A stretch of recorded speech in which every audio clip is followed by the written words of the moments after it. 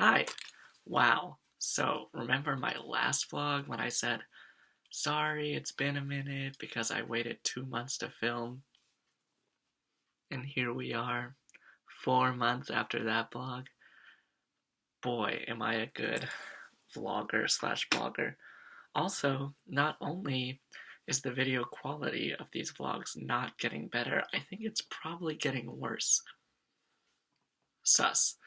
Anyway, the lighting is just all over the place, and as you know, I'm not going to invest in editing slash a new camera. So here we are, bad lighting, that's okay. We will power through together. So, like I said, it has been a long time since I updated, mainly because first semester, if you will, last year, when I was new to Korea, I really wanted to update more. Everything was new to me. Every time I did something, it was new. In orientation, there was a lot happening. And now I've more settled into Gyeongju, into my city, into my placement. And so it's not that exciting things aren't happening. It's just I don't feel a need to document it as much, besides like pictures, which I take all the time. But some big news happened recently, so I should update that. So I will talk about how this whole semester's been going. But the main thing I wanted to first talk about is what I'm doing next year. And as some of you know, I applied to renew for one more year with Fulbright at a school in Seoul, which was a very difficult thing to do because Seoul canceled almost all of their contracts, and only one school was available to renew, at which to renew. Um, and I got it! Yay! So I'm very, very excited, happy, relieved, scared, stressed, anxious, all of these feelings at once. And I just found out last week that I'll be teaching in Seoul starting in August. So I'm still kind of processing it all. Um, but yeah, it's an exciting next step. Um, I really did last year think Fulbright would only be a 1 year long commitment. But as I've gone on through this year, I've really enjoyed it.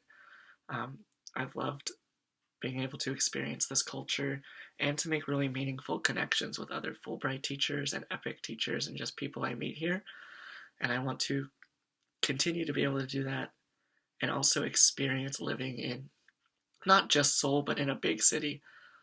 In America, I tell people I'm from Dallas, but I'm obviously from Plano, Texas, which is a suburb, and I've never really lived in a big city. And if I want to work in Seoul one day, this is a good opportunity to see if I even like living in Seoul.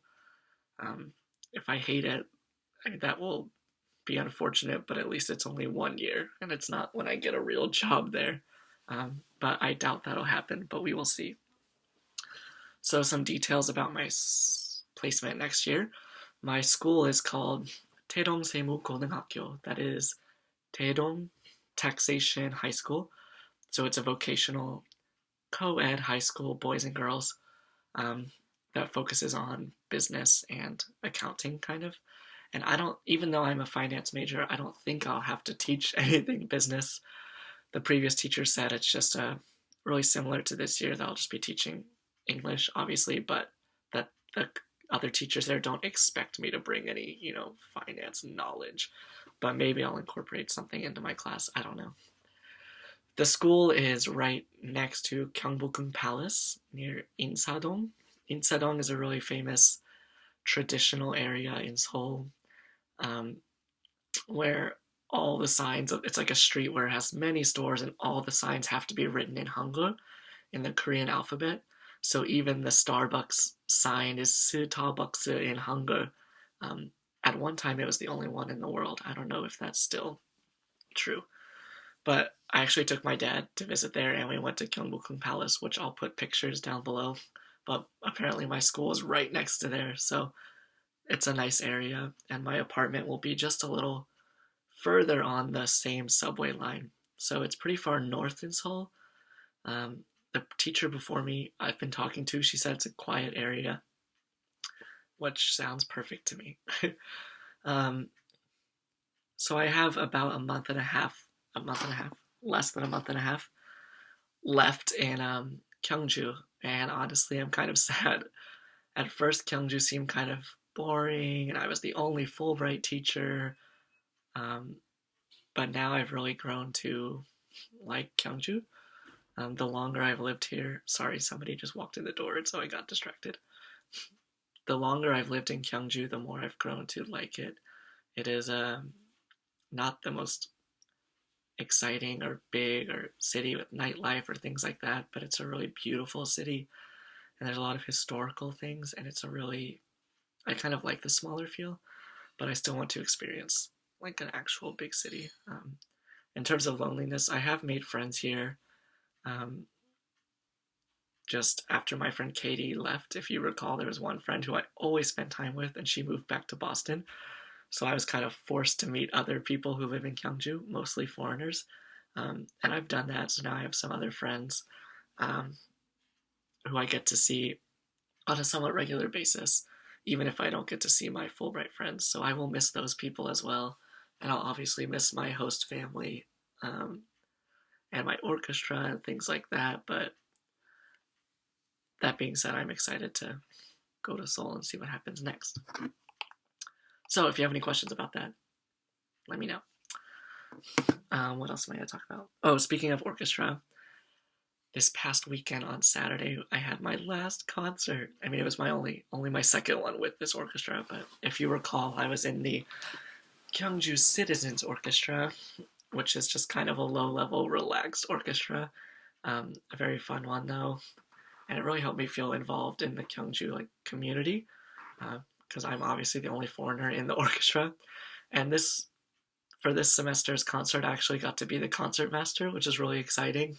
Um, Part of me thinks they just put me there because I'm the foreigner, the Weigugin, but it was still really fun.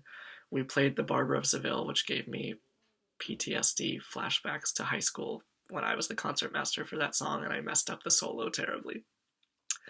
If you know that song at all, maybe you understand, but either way, the concert was still great, and some of my friends came out to support me, and my host family came out as well. Um, and it was just a really good experience. Orchestra is also one of the places where I had to use the most Korean, because most of the members of the orchestra don't speak any English, unlike my host family or co-teachers or people I dance with all speak English, so spending the whole day with them and speaking Korean was nice, but kind of tiring, but it was a really fun concert.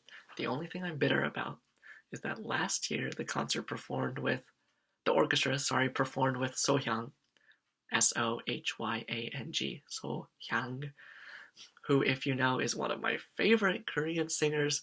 She's not that famous, she's not an idol, but her voice is amazing. Please Google her or something. And I'm so bitter that last year they got to perform with her and I was this close. But overall, it was still a great concert, and I will miss my orchestra people. Another thing that's been keeping me busy is dance. I joined the Dance Hagwon, or Dance Academy, in Gyeongju. I say the Dance Academy because there is one. One that does like hip hop, K-pop, jazz, funk, all the other different dances. And I've just been doing the K-pop dance, of course, because I do like K-pop, even though I'm an old man compared to the rest of K-pop fans. But also, it's usually the easiest dance. I would do hip hop, but I think it's just too hard for me.